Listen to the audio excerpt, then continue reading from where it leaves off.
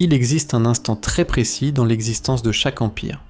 Un moment charnière, un seuil invisible, après lequel le déclin devient pratiquement impossible à éviter. Rome s'est effondrée presque exactement 250 ans après avoir atteint son extension territoriale maximale. L'Empire ottoman, environ 250 ans après le règne de Soliman le Magnifique.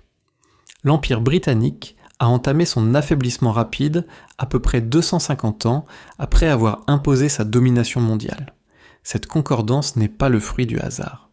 C'est un mécanisme historique puissant, un cycle régulier que je vais vous dévoiler aujourd'hui. Ce que mes recherches ont mis en évidence va profondément transformer votre manière de comprendre l'histoire, et surtout notre monde actuel. Car ce cycle est toujours à l'œuvre aujourd'hui, et plusieurs grandes puissances contemporaines se trouvent exactement au même stade où Rome, l'Espagne et la Grande-Bretagne ont commencé leur lente descente. Dans cette vidéo, vous allez découvrir les 5 étapes précises que traverse systématiquement un empire depuis sa naissance jusqu'à son effondrement. Vous allez comprendre pourquoi cette durée d'environ 250 ans revient sans cesse. Et surtout, vous apprendrez à situer les grandes puissances actuelles à l'intérieur de ce cycle. Restez jusqu'à la fin, car je vous montrerai des parallèles troublants entre les empires d'hier et les superpuissances d'aujourd'hui. Commençons par un constat historique fondamental. Aucun empire n'a jamais survécu éternellement. Aucun. L'Empire romain a duré environ 1000 ans, l'Empire byzantin, près de 1000 ans également, l'Empire ottoman, environ 600 ans. L'Empire britannique, environ 400 ans si l'on compte depuis ses premières colonies. Mais tous ont suivi la même trajectoire, la même courbe prévisible d'ascension, de domination, puis de chute, et voici ce qui est particulièrement frappant. Lorsque l'on étudie ces empires en profondeur, on constate qu'il existe presque toujours un point de rupture situé autour de 250 ans après leur apogée. À partir de ce moment-là, l'empire bascule progressivement d'une phase de puissance et d'expansion vers une phase de fragilisation et de déclin. Pourquoi précisément 250 ans ? Parce que cette période correspond à environ 10 générations. C'est le temps nécessaire pour que les enseignements, les valeurs et la discipline de la génération fondatrice disparaissent complètement. Observons maintenant le cycle complet. La première phase est celle de la naissance par la conquête. Un peuple ou un État commence à étendre son territoire par la force militaire. Cette période est marquée par une énergie extrême, un sentiment de mission collective, une cohésion sociale très forte et l'émergence de dirigeants exceptionnels. Rome durant la République, les Mongols sous Gengis Khan, les Arabes au début de l'expansion islamique. Les Britanniques, c'est Brekinu pendant la phase de conquête coloniale. À ce stade, la société est dure, disciplinée et fondamentalement méritocratique. Les meilleurs combattants et les meilleurs stratèges accèdent au pouvoir. La corruption est limitée, car toute l'attention est concentrée sur la survie et l'expansion. Les citoyens sont prêts à se sacrifier pour l'intérêt commun.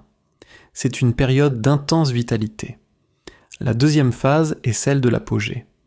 L'Empire a atteint sa taille maximale, ou s'en approche. Il contrôle des territoires immenses. Les richesses affluent vers le centre par les impôts, les tributs et le commerce. C'est l'âge d'or. Rome sous Trajan et Hadrien. L'Empire ottoman sous Soliman le Magnifique.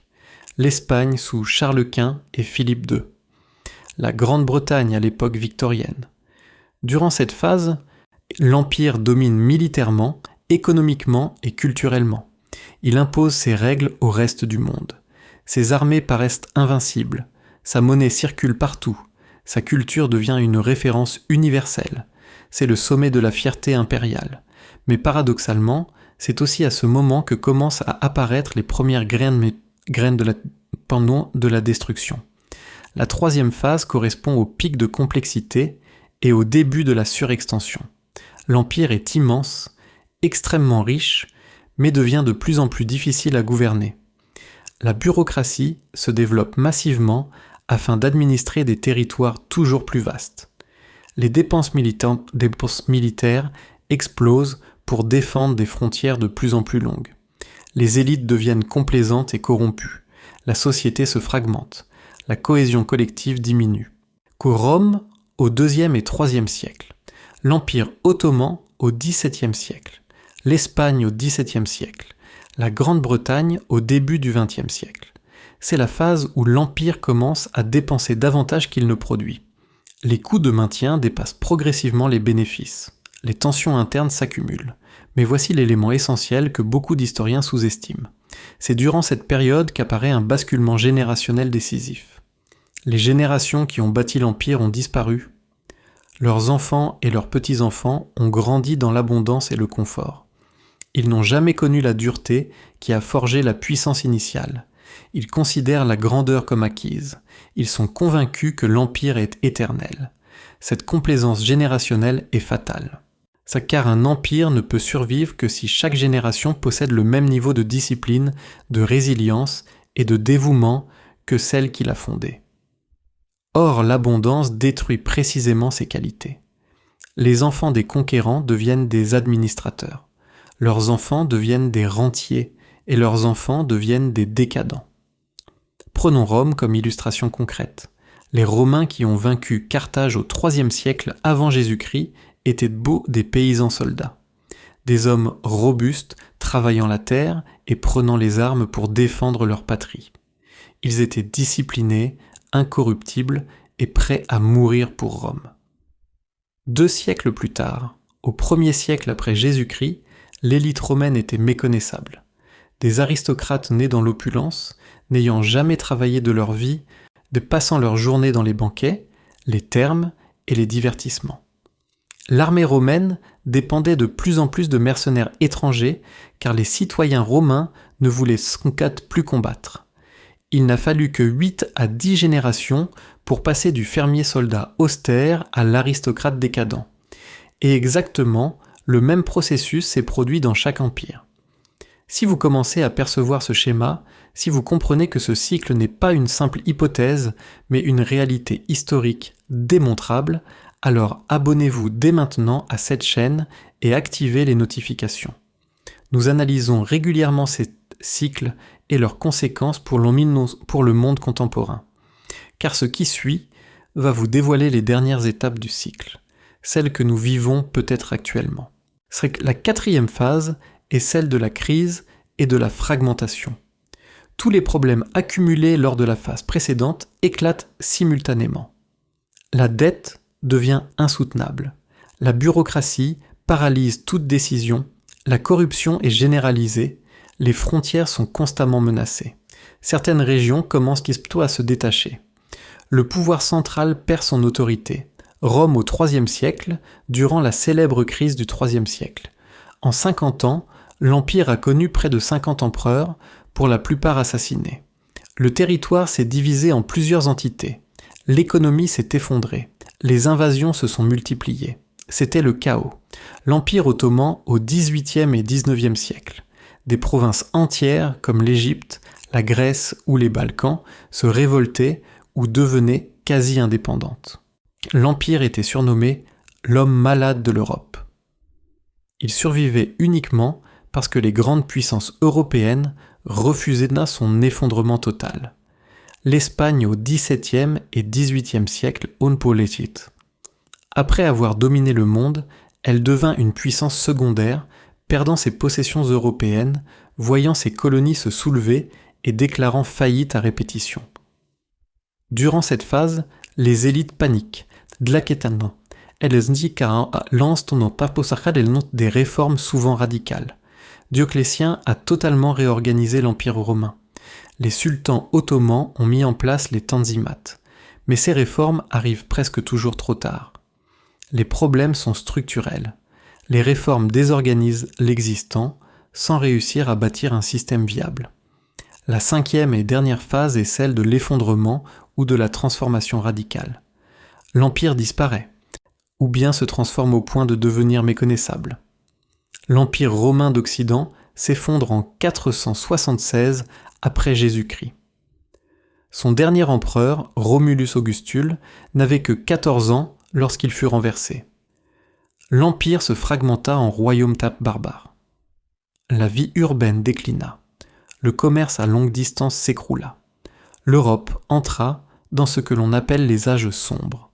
L'Empire ottoman s'effondra après la Première Guerre mondiale. 6 siècles d'histoire impériale prirent fin. Il fut découpé en États-nations. La Turquie moderne naquit profondément transformée, laïque et occidentalisée. L'Empire britannique, lui, ne s'effondra pas brutalement, mais se désagrégea rapidement après la Seconde Guerre mondiale. Entre 1945 et 1965, la Grande-Bretagne perdit presque toutes ses colonies et passa du rang de première puissance mondiale à celui de puissance moyenne. Alors, pourquoi ce cycle se répète-t-il avec une régularité aussi frappante ? Pourquoi les empires semblent-ils incapables d'échapper à ce destin ? Il existe 5 causes fondamentales étroitement liées entre elles. Première cause, la surextension géographique et militaire. Chaque empire étend ses frontières jusqu'au point où le coût de leur défense dépasse les bénéfices du contrôle territorial. Rome devait protéger près de 10 000 km de frontières. Le coût devint insupportable. Deuxième cause, la complexité administrative croissante. Plus l'empire s'agrandit, plus la bureaucratie enfle. Mais cette bureaucratie développe sa propre logique, qu'on consomme toujours plus de ressources et devient de moins en moins efficace. Au 5e siècle, l'administration romaine paralysait toute prise de décision. Troisième cause, l'endettement massif et la dépréciation monétaire. Tous les empires en déclin ont eu recours à la dette et à la manipulation de leur monnaie pour financer leurs dépenses. Rome a dévalué son denier jusqu'à ce qu'il ne contienne presque plus d'argent. L'Espagne, malgré l'or du Nouveau Monde, fit faillite à plusieurs reprises. La Grande-Bretagne accumula une dette colossale durant les deux guerres mondiales. Quatrième cause, la décadence des élites et la perte de cohésion sociale. Les élites deviennent corrompues, inefficaces et centrées sur leurs privilèges. La population perd le sens du sacrifice collectif. Quand les groupes sociaux poursuivent leurs intérêts au détriment de l'ensemble. La société se fracture. Cinquième cause, l'apparition de rivaux plus jeunes et plus dynamiques. Pendant qu'un empire vieillit, d'autres puissances émergent, disciplinées, innovantes et affamées. Les peuples qui ont renversé Rome. Les puissances européennes qui ont dépassé l'Empire ottoman. Les États-Unis et l'Union soviétique qui ont supplanté la Grande-Bretagne. Ces 5 facteurs se renforcent mutuellement et créent une spirale de déclin presque impossible à enrayer. Et voici l'élément le plus inquiétant. Tous ces signaux sont aujourd'hui visibles dans certaines grandes puissances contemporaines. Surextension militaire mondiale, bureaucratie paralysante, dette publique gigantesque, élites déconnectées, polarisation sociale extrême, montée de rivaux puissants. Prenons l'exemple des États-Unis. L'Empire américain, si l'on accepte cette expression, a atteint son apogée unipolaire en 1991, après la chute de l'Union soviétique. Nous sommes aujourd'hui en 2025. Cela ne représente que 34 ans, encore loin des 250 ans, mais les signes de fragilisation sont déjà bien présents. Les États-Unis disposent d'environ 800 bases militaires dans plus de 80 pays. Cela représente des centaines de milliards de dollars par an. La dette publique approche 35 000 milliards de dollars. La polarisation politique est la plus forte depuis la guerre de sécession. Les infrastructures se détériorent. Les institutions deviennent de plus en plus dysfonctionnelles. Et un rival majeur, la Chine, progresse rapidement. Cela signifie-t-il que les États-Unis vont inévitablement s'effondrer ? Pas nécessairement. L'histoire ne se répète jamais parfaitement, mais elle rime. Les États-Unis pourraient éviter le sort des empires précédents s'ils reconnaissent ces signaux et opèrent des transformations profondes. Mais l'histoire montre aussi que les empires en déclin refusent presque toujours d'admettre la réalité, jusqu'à ce qu'il soit trop tard. La même logique peut s'appliquer à l'Union européenne. Elle n'est pas un empire au sens strict, mais elle partage plusieurs caractéristiques similaires. Bureaucratie massive, dette croissante dans plusieurs États membres, fragmentation avec le Brexit, difficulté à agir rapidement, dépendance stratégique vis-à-vis des États-Unis et de la Chine. La Chine, quant à elle, il se situe dans une phase différente du cycle. Elle est encore dans une dynamique d'expansion et de consolidation. Mais elle affronte déjà des défis majeurs. Dette massive des collectivités locales et des entreprises, crise démographique profonde, vieillissement rapide de la population, dépendance aux exportations, durcissement politique. L'histoire montre que ces difficultés ont tendance à s'aggraver, pas à disparaître. Que pouvons-nous tirer de tout cela pour nos propres vies ? 3 enseignements essentiels. Premier enseignement. Rien n'est permanent. Ni les empires, ni les entreprises, ni les institutions. Tout ce qui est construit par l'homme finit par décliner. Ne considérez jamais la stabilité comme acquise. Préparez-vous au changement. Deuxième enseignement, les cycles existent. L'histoire suit des schémas récurrents. Donc si vous comprenez ces schémas, vous pouvez anticiper les ruptures avant qu'elles ne se produisent et vous positionner en conséquence. Troisième enseignement, la complaisance est mortelle. Pour un empire, une organisation ou un individu, le moment où l'on pense avoir réussi définitivement est souvent le point de départ du déclin. La vigilance, l'adaptation et le renouvellement permanent sont indispensables pour survivre. Si cette exploration des cycles impériaux vous a passionné, et si vous percevez désormais que nous vivons peut-être une période charnière entre plusieurs ordres mondiaux, alors abonnez-vous immédiatement à cette chaîne. Activez les notifications et partagez cette vidéo. Dans ma prochaine vidéo, j'analyserai en détail les parallèles précis entre la chute de Rome et la situation actuelle des États-Unis. Les ressemblances sont saisissantes. Dites-moi en commentaire ce que vous en pensez. Pensez-vous que les États-Unis ou l'Europe soient déjà entrés dans une phase de déclin ? Quelle puissance moderne, selon vous, dominera les prochaines décennies ? Je lis tous vos commentaires et ils enrichissent réellement la réflexion. Merci de m'avoir accompagné dans cette analyse des cycles impériaux. Rappelez-vous, l'histoire n'est pas une suite d'événements aléatoires.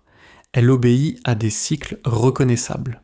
Ceux qui comprennent ces cycles peuvent mieux traverser le changement. Ceux qui les ignorent en subissent les conséquences. Vous possédez désormais cette connaissance. Utilisez-la avec discernement. À très bientôt.